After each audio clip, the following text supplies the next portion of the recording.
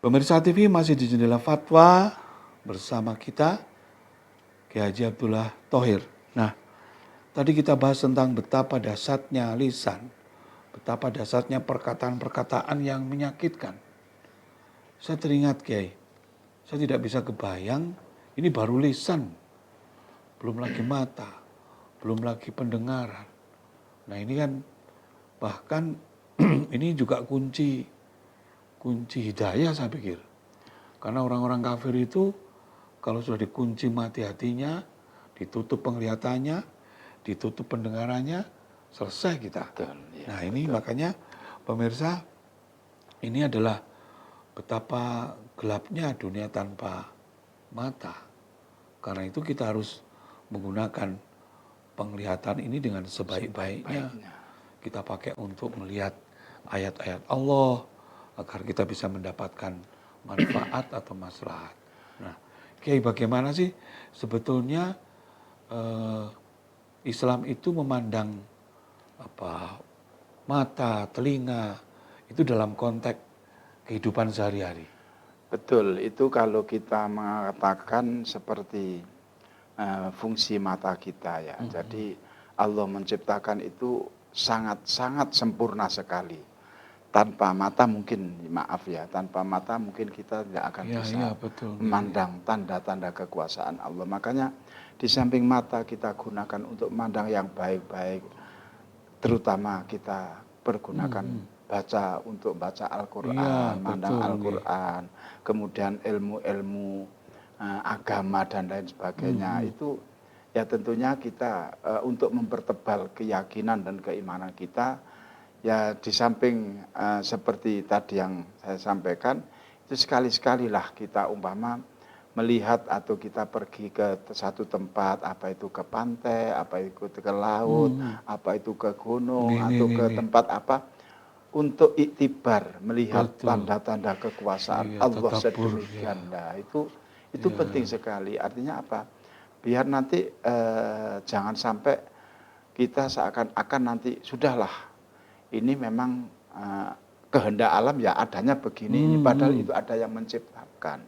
Jadi dengan kebesaran Allah, dengan kekuasaan Allah, kita nanti bisa bertambah bekal keyakinan kita. Artinya dengan panca indera itu mata kita bisa melihat, semakin banyak melihat, berarti kita bersyukur atas kebesaran Allah. Nah ini artinya untuk tadabbur ya.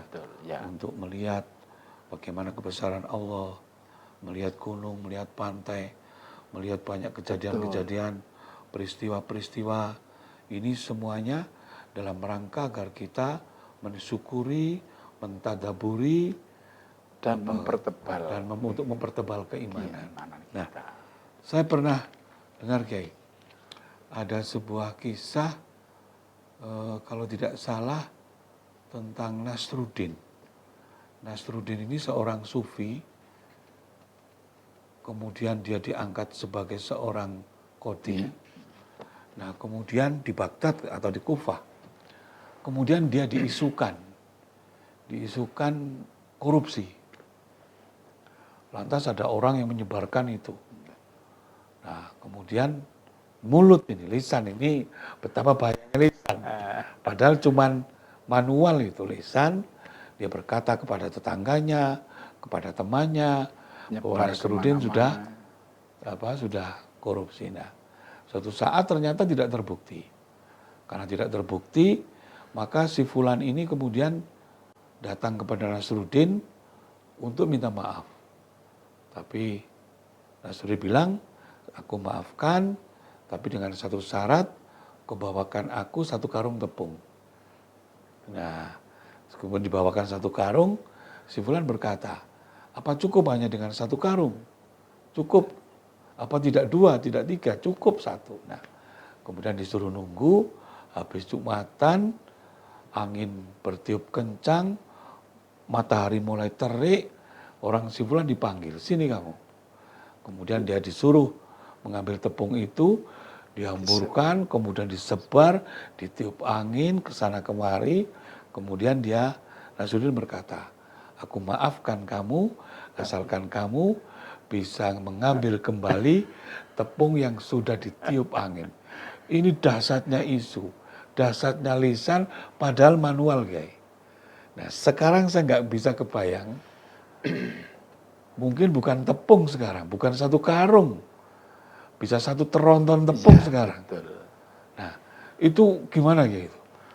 Itu makanya para ulama-ulama sufi itu Nggih, ya, nggih, nggih, nggih. itu begitu menjaga, merawatnya, memeliharanya panca indera itu karena apa?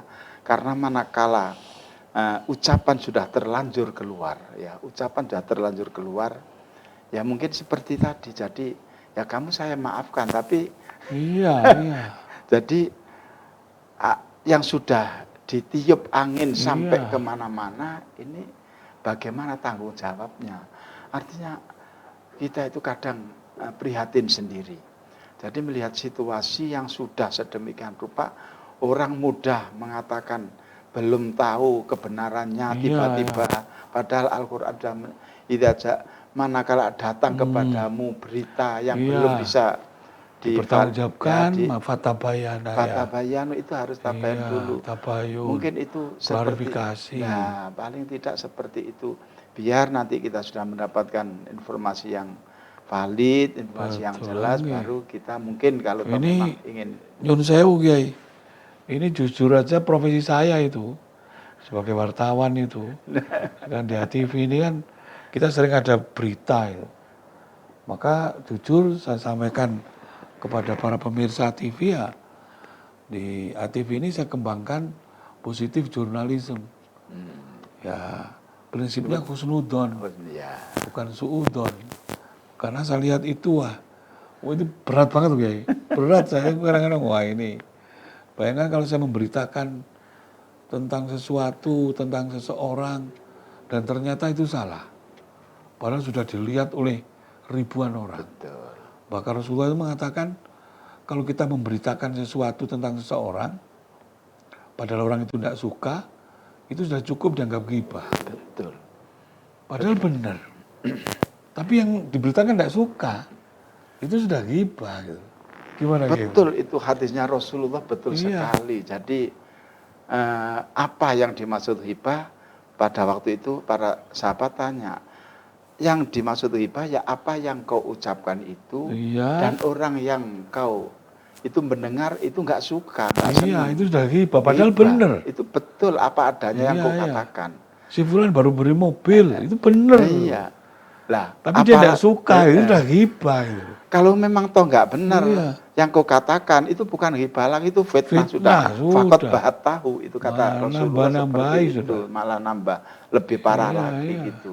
Makanya paling tidak kalau kita mau menyampaikan satu hal betul, jadi dinawaitukan dengan husnudon saja, dan juga mungkin lebih baik, mohon maaf, lebih baik manakala ada suatu aib yang mungkin nggak layak atau saru Iya, untuk iya, disampaikan, iya, iya. sebaiknya nggak usah disampaikan, Iya, kita tutup-tutupi. betul. Ya, kita tutupi seperti itu.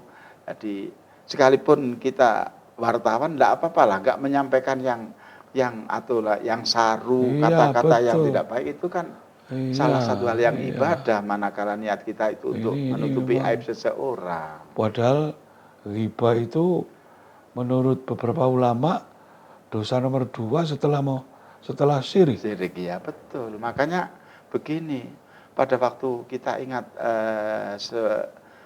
pada waktu Rasulullah Isrokan itu kan melihat nadoro kaumun yakulunal jifah. Ya, ya, Jiwa. Rasulullah melihat di situ banyak Iya. manusia, banyak kaum, di situ sama rame-rame makan bangkai. Iya. Makan bangkai. Kemudian Rasulullah tanya, man haula ya Jibril, siapa gerangan beliau malaikat Jibril?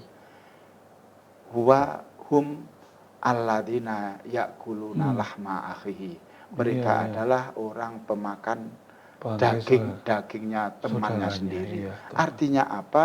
Isi daripada hadis itu tentunya orang yang ngomong, orang yang menghibah, orang yang dusta terhadap orang lain, itu adalah salah satu hal yang sangat sangat berbahaya sekali. Iya. Meskipun dengan alasan memberitakan dengan menegakkan kebenaran. Nonsen lah. Apaan yang ditegakkan. Itu pemirsa TV ini perbincangan kita santai tapi cukup berat sebenarnya. Dan maknanya Mengandung juga arti sangat yang dalam, ya.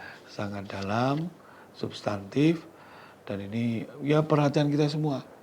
Termasuk saya, para pemirsa, Kiai Abdullah Thohir juga. Kita selalu berhati-hati bagaimana bahayanya lisan. Lisan ini bisa mengeluarkan macam-macam. Iya, ini mengeluarkan macam-macam. Bisa fitnah, bisa ghibah. Nah, ini Apa yang dipandang apa oleh yang mata, dipandang itu akan diucapkan disampaikan. oleh lisan. Apa yang didengar Apa yang didengar oleh telinga. diucapkan lisan. Masya Allah. Itu pemirsa. Mari kita berhati-hati sembari berdoa agar kita dijauhkan dari sifat-sifat yang tidak terpuji. Masih di Jendela Fatwa.